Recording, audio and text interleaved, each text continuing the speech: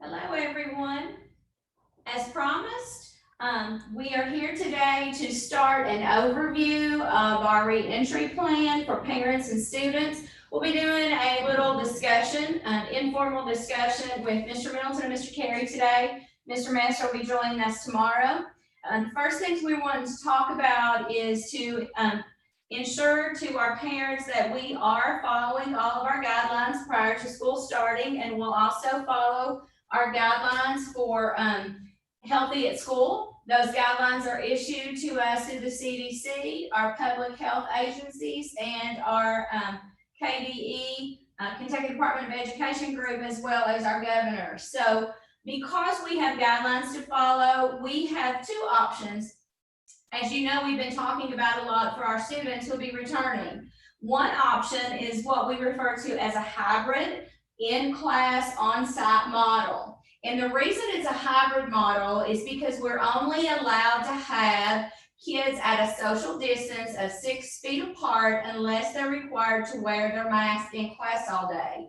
So the decision was made at our district to take the classes and divide them in half and to rotate a schedule. Therefore, we do not have to have a mask on all day. So the mask will be worn when we're in common areas. The mask will be worn anytime we're moving, and I'll explain that to you a little bit more. But the social distance and the masking guidelines that are given to us is that if we're closer in proximity than 6 feet to each other, we must wear a mask.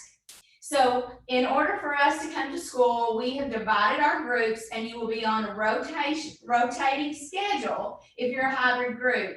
Hybrid means that you will be coming to some on-site classes. We have two groups that will be hybrid groups, and our calls have started going out today to our families to let you know if you've chosen to come to school and are on this hybrid model. If you're in the blue group, which will attend Monday, Wednesday, and every other Friday, or if you're in the white group, which will attend on site on Tuesday and Thursday and every other Friday, then we're calling to make sure that you know that. Of course, we've kept all of our families together to help you for daycare and preparation. So if your child has not insinuated or called to tell us that they want to do virtual, then you're in the hybrid list, and you should be getting calls this week about what group your child is placed in regards to, is it Monday, Wednesday, or Tuesday, Thursday.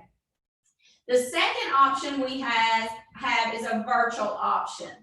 Now, on the days that the hybrid group are not in school, they will be doing the same thing that virtual will be doing, except it will be full-time for virtual. So a hybrid model, if you're blue, you come to school on site Monday. On Tuesday, you're doing virtual, or what we call extended learning. So you will be at your computer, the teacher will be teaching, you will be able to have discussions with your fellow classmates and your teacher. And one of the things that's really important about working according to the schedule is we heard parents loud and clear when they said they weren't teachers and they were having difficulty getting their kids to do everything. So we're doing live time. The teacher's in the classroom teaching, the kid has the device up, the teacher can see the child can hear the conversation, so that the teacher is still the teacher, and it's not left to the parents to do that. So either hybrid or virtual, both of those models are real time. You will be able to actually be engaged, and we think that's really important for our parents and our students particularly, to be engaged in the discussion of what's going on in the classroom. So virtual students as well as hybrid students can both be engaged in discussion about the content that is going on. So hybrid, you have two choices. You're the blue group and you come Monday, Wednesday, every other Friday on site. And if you are that group, then on the off days, which is Tuesday and Thursday for the blue group, you will be at home doing virtual instruction. Virtual is every day, all day at home. Now, those that choose virtual have done so because of health-related issues or some kind of medical problems that they, the student, or the family might have, and the family feels that it's better for them to work from home. So if you have made that choice, we're glad that you have, because it's not necessary to do any type of homeschooling, because we're going to provide the instruction to you so that you parents are not having to do that. Devices will be provided to all kids who do not have devices at home. Today, I know that Miss Jackson was making calls, Miss Michelle Jackson from our office, to several of our virtual students, and she's been asking, do you need a device? So if you have registered for virtual, there's a couple things that are really important that we're going to just kind of talk about. If I'm a virtual student, Mr. Middleton, Mr. Carey, what are some of the important things that I need to know? Well, one of the first things is, as Ms. Dixon alluded to a little earlier, it's a real-time situation. If you're a virtual student and your schedule has you, for example, having English at 8 o'clock each morning, then you should be logged on, viewing the live cast at 8 o'clock each morning. It's just as if you were in class. That's one of the big things about the virtual part, is it's live now. As Ms. Dixon said, we heard the concerns that parents had last year, students not having a teacher there to help them through their NTI process. With this being the case, you will have that. You'll have those teachers right there, live time. So that's one of the biggest things, and being there every day, just like you do at school. Okay, and if I have an emergency, then I make sure that I'm letting someone at the school know, just like I would if I had to miss a day of regular school. I would notify someone, and there will be some options, just like there are options if you have a doctor's excuse. There are options that we can work with you and help you to make up any work that you might miss, even if you are completely virtual. Mr. Carey, is there something else about virtual? The attendance will be took by the teacher each period, so that remains the same. Those students that are in class, that process remains the same as in the past for checkouts. They'll come to the school and check out. Very good. One additional point, if you have selected virtual, that we need to make sure that you understand, if you select to go virtual and you are slotted to go virtual on the first day of school, we cannot make changes to that until December, when the semester is over. The reason being that in order to maintain the spaces between our students, we have scheduled students on blue groups and white groups, so that we are within those guidelines. So if everybody decides to come back out of virtual, we're flooding a class and we don't have that social distancing that we need, and we have to have kids to mask. So if you start virtual, you will remain in virtual for at least a semester, should you choose to come back to a hybrid situation. And that is, of course, unless we get to go back to normal, which we can all cross our fingers and hope that we do. We've had some concerns about the devices and how those devices will be issued. We will be putting some information out every day this week. So today, basically, we were just talking about the two different models that you could choose, one being the hybrid model where you're on site some of the week and working from home the other part of the week, and one being the virtual model where, as Mr. Middleton pointed out, we've said a lot, we looked at our parent surveys and we tried to see what you needed from us, and you said we can't be the teachers. So we are live streaming. Virtual will be live streamed. However, attendance will be just like it was before. Should you have an emergency and not be able to do something that during that day, you will contact the school just like you would for a regular absence.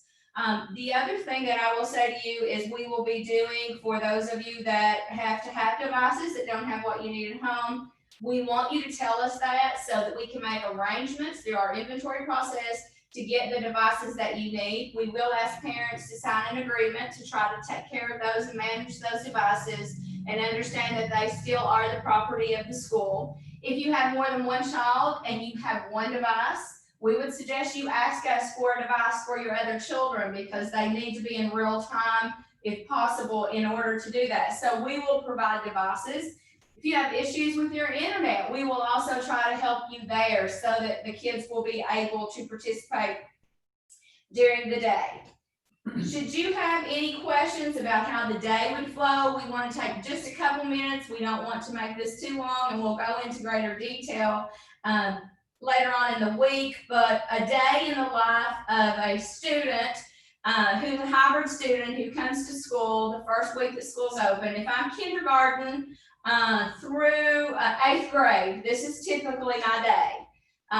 If I am transported by parents, then we will have additional drop-offs this year in order to ensure, according to guidelines, that we are tracking and tracing who is coming in and out and where people are sitting throughout the day, and to try to eliminate cross-contamination. So our elementary will utilize a door, our middle will utilize a doorway, and our high school will utilize a doorway so that those age groups are not crossing over, and that's recommended through our guidelines. So elementary, if I'm in kindergarten through grade 5, I will be dropped off at our old elementary entrance, the one that is on School Street that we used to use. So when I get out of the car, before I get out of the car, parents, we want you to know that kids must be masked when they're moving. So when your car pulls up to let that student off at whatever entrance, that student needs to have a mask on. We are not allowed to open doors, remove car seats, or safety belts from students because of cross-contamination. So that's a process that you need to be practicing and working on with your child, because we cannot unbuckle them this year, and we're so regretful of that, because that is a great time for us to really have a little extra socialization, but we cannot do that. So therefore, when you pull up to drop your child off, that they're going to have to be able to be unbuckled at that point. And as we know, the line does move a little slow, especially at the beginning of the year. So I would practice that with my child, because they're going to have to unbuckle, that we're going to have a mask on them so that we can take their temperature before they get out of the car. If we take their temperature before we get out of the car, which is what we want to do because we think it will save lots of time, and it's a touchless thermometer, and our staff will be in masks and gloves, and they will do this according to guidelines. We would like to be able to do it before they get out of the car.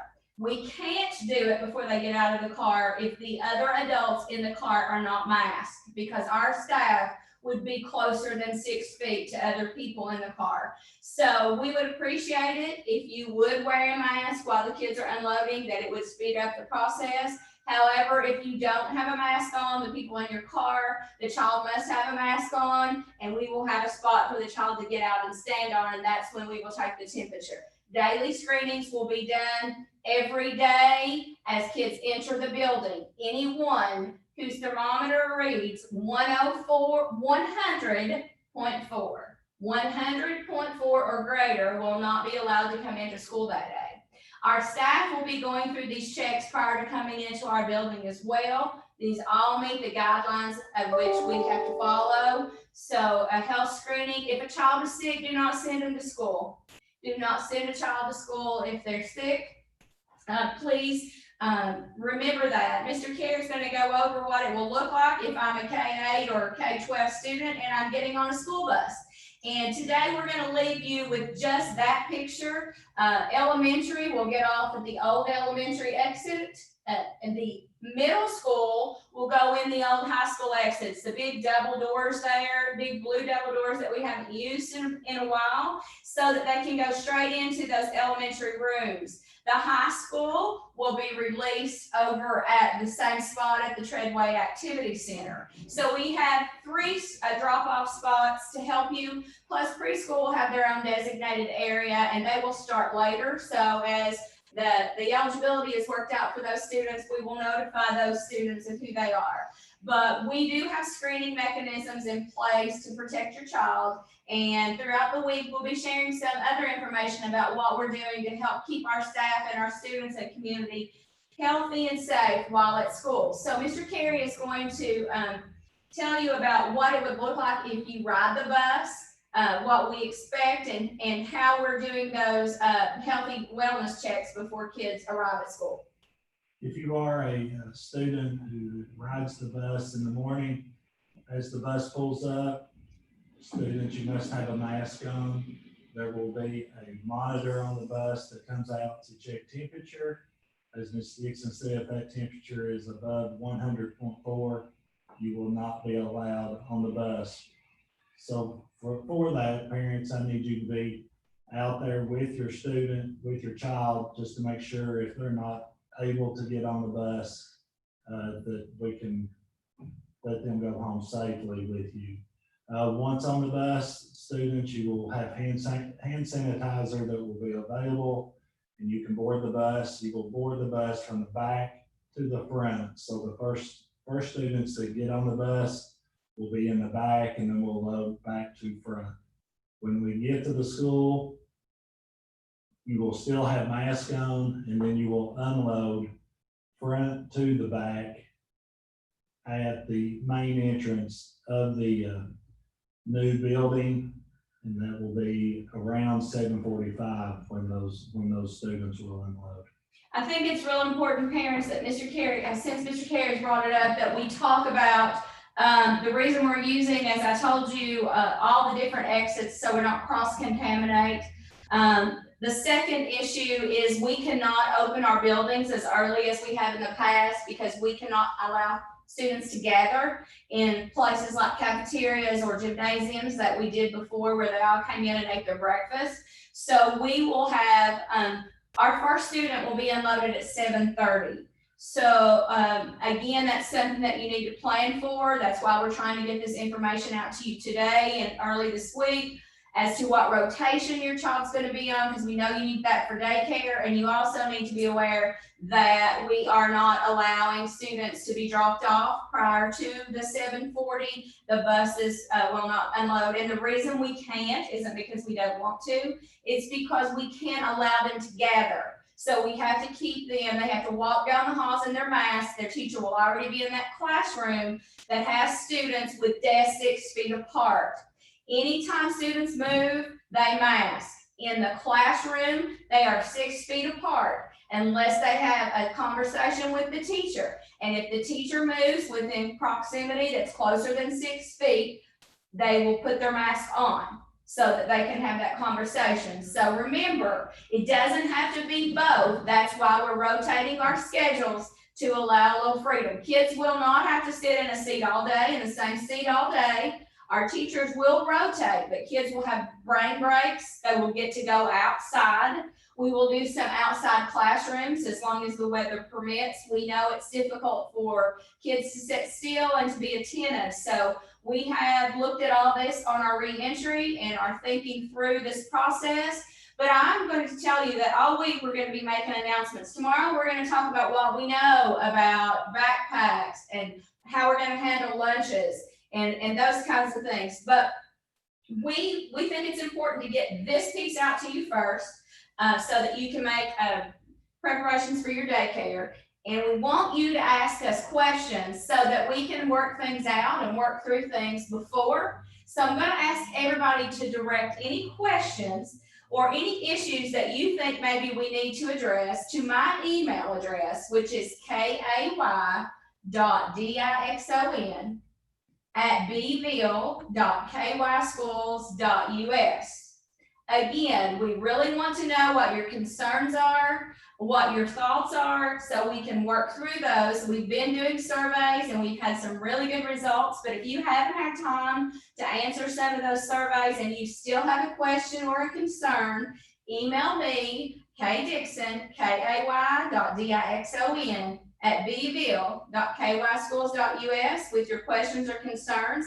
And every day I'm going to pull those out and we're going to talk about what those questions and concerns are to make sure that we have addressed those issues. So again, today is just an overview of the different options that we have for students, the hybrid model where they're actually on site some, and the virtual model where once they start, they must stay through the semester. Also, devices will not be a problem as we have devices for our students who need those. Devices will be issued for virtual students at a drive-by fashion. Mr. Mike Deaton and Mr. Banfield will be getting a hold of you, or we'll be putting things on Facebook to tell you what days that you can come by and pick up your actual device if you need to do so. So today's just part one, simply because everyone hasn't been able to listen to the long, lengthy board meeting that we had. And to let you know that we welcome any comments or issues that you might have that you want us to address. So please email me. We'll look at those every morning and try to address your questions each day to make you feel a little more comfortable. We have options for our students, and we're proud to say that we're excited about seeing those that are going to be returning. And we're also excited about seeing the faces of those virtual students, because we've all grown accustomed to Zooming and Google Meets and doing things online. So we're going to have a combination of both, and we're going to hope and pray that everybody stays healthy and safe, and we can return to normalcy as soon as possible. But until then, we're going to provide the students with the very best rigorous education possible, and we're going to give you the tools that you need to be able to work from home should you choose to do so. We thank you for listening, and tomorrow we'll try to make it a little shorter. We will base our discussions on the questions that you have, so feel free to email us and be waiting for the phone calls to tell you what group your kids are going to be in. You can look on our website tomorrow and also on our Facebook page, and we will have calendars on there that have things highlighted in blue and things highlighted in white. So if you're blue, you come on the days that are blue in the calendar to school on site. If you're white, you come on the days marked white on the calendar to school on site. If you're virtual, you know you're working from home every day. So thank you very much. We hope you have a great week, and send us those questions so we can work on those issues. Thank you.